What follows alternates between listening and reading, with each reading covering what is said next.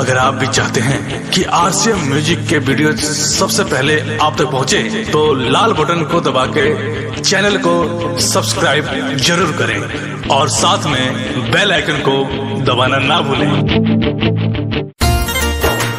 पहले जिंदगी छिली मुझसे, अब मेरी मौत का भी वो फायदा उठाती है।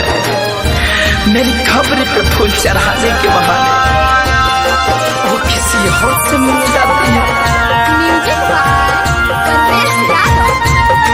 किया रे प्यार में हम के कैसन साजा दिहलू हमर जान, प्यार में हम के कैसन साजा दिहलू हमर जान। तू तह गइलू ससुरा, हम तो चली आईली शमशान। दर्दिया दिहलू ऐसन जान कि प्यार में हो गईनी कुर्बान।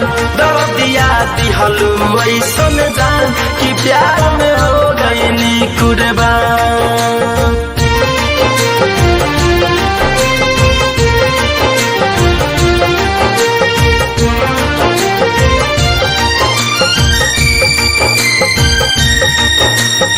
सावन रिकॉर्डिंग स्टूडियो हर प्यार में कौन कमी रहे हमके नहीं बतैलू। झूठे वादा करके तू धोखा हमसे कैलू। कि अरे प्यार में कौन कमी रहे हमके नहीं बतैलू।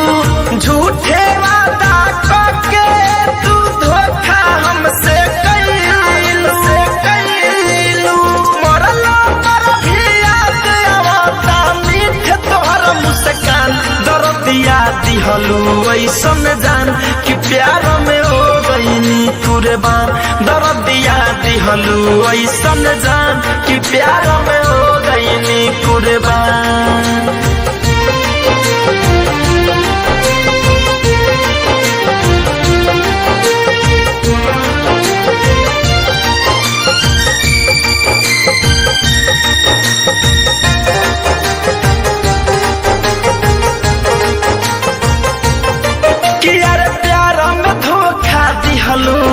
तू राइटर पवन के अपन लिहलू बनाई।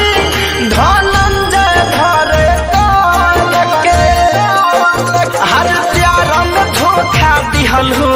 तू राइटर पवन के अपन लिहलू बनाई।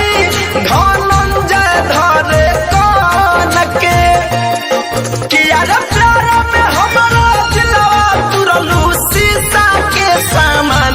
दर्दिया दिहलू ऐसन जान कि प्यार में हो गईनी कुर्बान।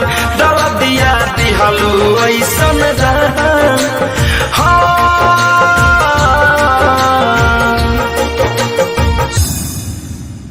डाउनलोड कीजिए